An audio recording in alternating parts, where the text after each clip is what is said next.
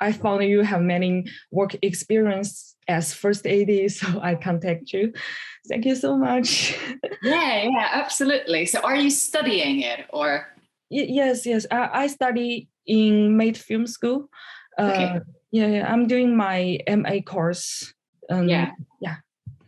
that's nice. Are you specializing in ADing or what do they teach there? Uh, How does it work? I specialize in directing, but I have some work experience as first AD in China. So I'm very interested in this role because there are much different between the work style in UK and in China for this role. So that's why I want. How is it different? I have a friend of mine who is a first AD in China, but I don't know anything about it. So how is it different?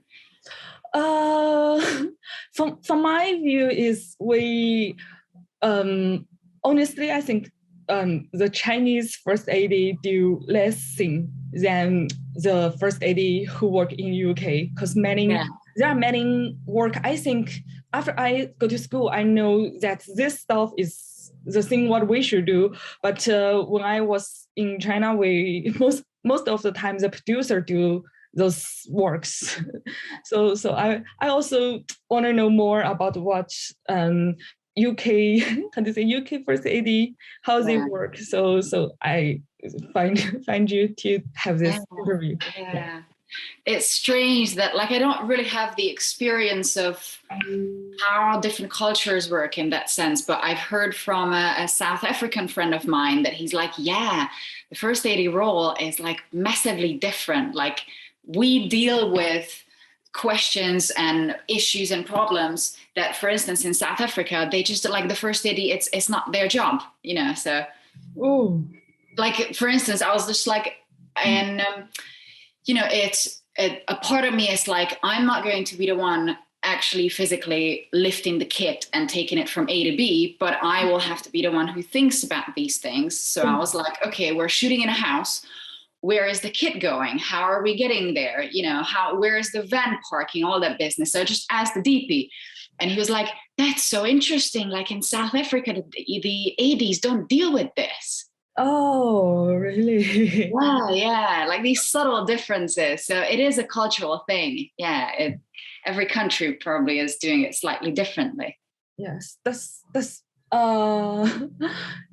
I feel the first AD who work in UK take more responsibility do Yeah, for the whole crew. Yeah. yeah, Yeah. yeah, yeah, Okay. If you don't mind, let's start. Yeah, yeah. the interview.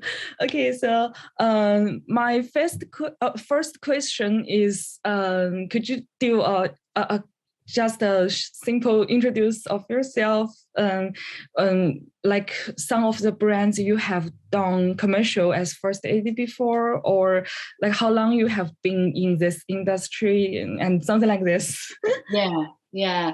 So I don't just have a commercial background. I started out as an editor at a very small production company, which was a useful experience because I instantaneously I had a lot of responsibilities rather than just making teas and coffees for people and being a personal assistant for someone, which I've also done. Like later down the line, I worked in Envy post production, and I lasted for 3 weeks because I felt so underused.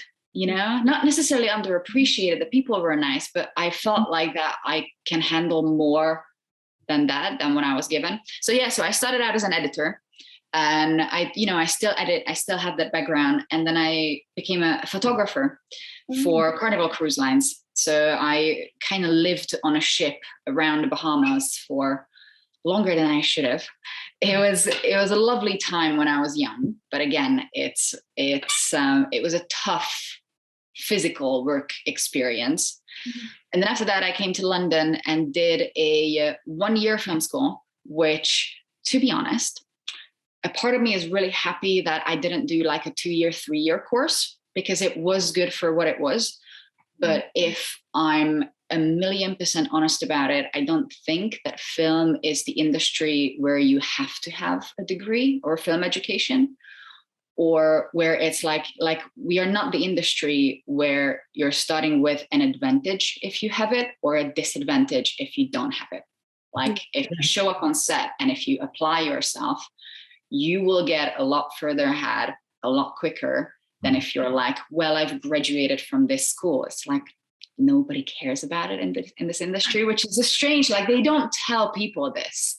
Nobody cares about this in this industry, because everyone, unless you're like pulled in through someone else into the thick of it, everyone starts out as a junior trainee role in whatever department. And all that they care about is how you are progressing within that department. Do you have the skills for it? Do you have the people skills for it? So I digress. And that was in 2013. And so I straight away, I kind of radiated towards ADing. That was not something that I picked up from school. Like, to be fair, we had maybe 3 hours when a first AD, an older gentleman, came in, sat in a chair for 3 hours, and talk to us about the role of an AD. And then what was good about the course is that we didn't have any theoretical stuff. All that we did was had production periods. So in like a 2-week period, we shot like 7 or 8 short films, sometimes 9, 10, every 2-3 months or something like that. So we were always in pre-production, production, or post-production for a bunch of short films, for each other's short films. And we got to do every single role on set. And I really enjoyed ADing. And I kind of understood, which, funny enough, just yesterday I had a conversation about it because I do want to make the shift into directing.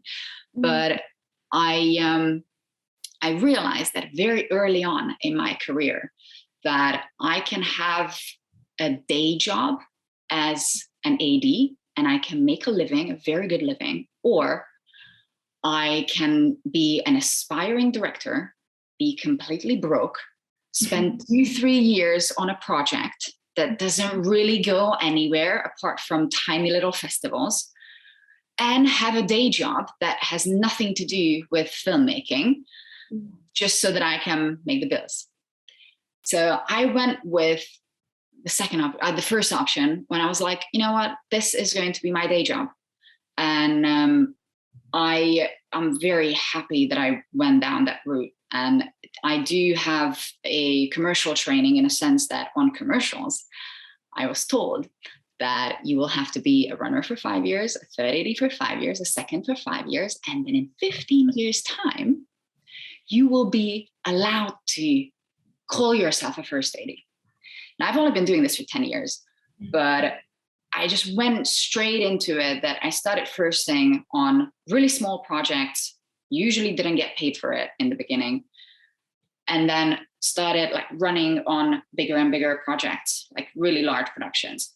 And slowly the two, started syncing up, then started changing, that now I haven't been running for about 4 or 5 years now, something like that.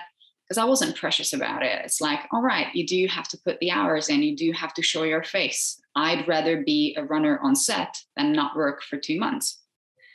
So I did run for about 4 or 5 years, which was a long time. I really hated it by the end.